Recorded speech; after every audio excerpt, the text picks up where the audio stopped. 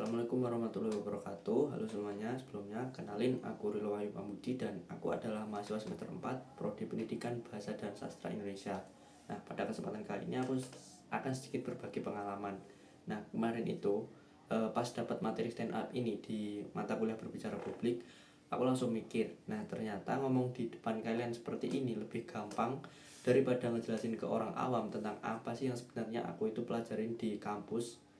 Karena setiap kali aku kenalan sama orang, mereka itu nanya, kamu kuliah jurusan apa bro? Nah langsung aku jawab dong, "Eh, aku Prodi Pendidikan Bahasa dan Sastra Indonesia."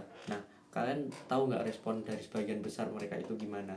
Tatapannya itu langsung berubah datar, terus bilang, "Wah enak ya jurusannya santai. Kan dari bayi kan kita udah tahu nih bahasa Indonesia, ngapain dikuliahin lagi?" Nah pastinya aku ngerasa sedikit kesal dong, dikira kuliah bahasa itu cuma aku kuliah 4 semester ini cuma mindahin halaman buku apa gimana ya, kira-kira apa cuma dikira aku cuma belajar mengeja B, A, B, I, babi kayak anak SD gitu. Ekspektasi orang awam itu emang luar biasa salah kaprah. Kayak mereka itu mikir kalau anak bahasa masuk kelas kegiatannya paling kalau nggak bikin cerpen cinta-cintaan ya bikin puisi di depan kelas sambil nangis nangis nggak jelas gitu. Dikira kita ini jurusan teater emosional kali ya. Nah tapi realitanya kan nggak begitu.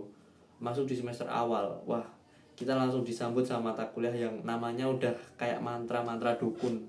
Ada fonologi, morfologi, semantik, sampai psikolinguistik.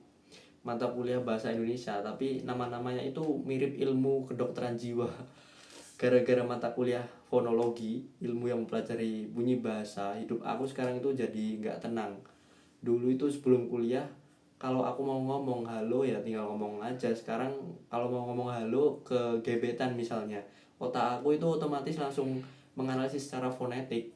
Bentar, ini huruf H-nya bunyi glotal, A-nya huruf vokal terbuka, L-nya alveolar, O-nya vokal bulat. Nah, kelamaan mikir, bisa-bisa gebetannya keburu diambil sama anak teknik.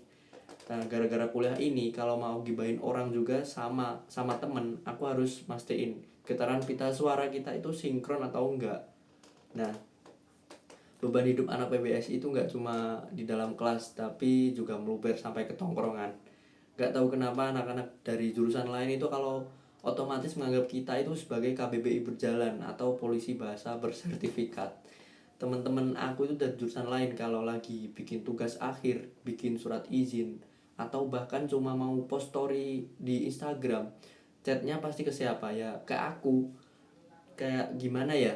Mereka itu eh, kayak mau tanya apotek atau apotek, sekedar atau sekadar. Nah lama-lama itu aku itu kayak ngerasa admin Twitter tapi yang nggak digaji, tahu nggak?